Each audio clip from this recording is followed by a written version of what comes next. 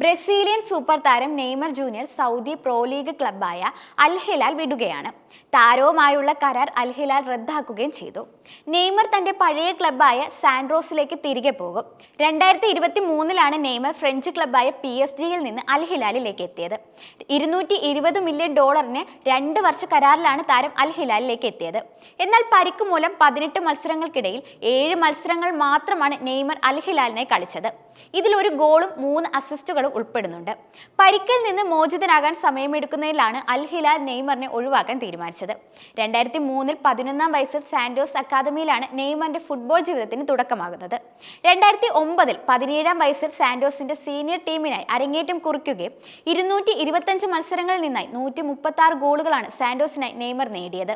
ഇതോടെ 2011 ബ്രസീലിന്റെ ദേശീയ ടീമിൽ അരങ്ങേറ്റം കുറിക്കാനും നെയ്മറിന് കഴിഞ്ഞു. 2013 കോൺഫെഡറേഷൻ കപ്പ്, 2016 റിയോ ഒളിമ്പിക്സിലെ സ്വർണ്ണ മെഡൽ നേട്ടം എന്നിവയാണ് ബ്രസീലിനൊപ്പം നെയ്മറിന്റെ നേട്ടങ്ങൾ. 124 മത്സരങ്ങളിൽ നിന്നായി 77 ഗോളുകളും താരം നേടിയിട്ടുണ്ട്. ദേശീയ ടീമിലെയും സാന്റോസിനുമൊപ്പമുള്ള തകർപ്പൻ പ്രകടനം 2013 നെയ്മറിനെ സ്പാനിഷ് ക്ലബ്ബ് ബാഴ്സലോണയിലേക്ക് എത്തിച്ചു.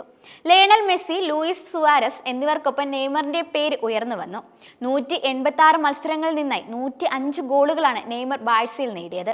2015 ചാമ്പ്യൻസ് ലീഗ് ഉൾപ്പെടെയുള്ള കിരീട നേട്ടങ്ങളും ബാഴ്സയിൽ സ്വന്തമാക്കാൻ നെയ്മറിന് കഴിഞ്ഞു. 2017 ഫുട്ബോൾ ലോകത്തെ ഏറ്റവും മികച്ച താരങ്ങളിൽ ഒന്നായ നെയ്മറിനെ 222 മില്യൺ യൂറോയ്ക്ക് ഫ്രഞ്ച് ക്ലബ്ബ് PSG സ്വന്തമാക്കി. 173 മത്സരങ്ങൾ ഫ്രഞ്ച് ക്ലബിനായി നെയ്മർ കളിച്ചിട്ടുണ്ട്. 2020 മുതൽ വിടാതെ പിന്തുടരുന്ന പരിക്കാണ് ഇതിഹാസ സമാനമായ നെയ്മറിന്റെ കരിയറിന് തിരിച്ചടിയാകുന്നത്.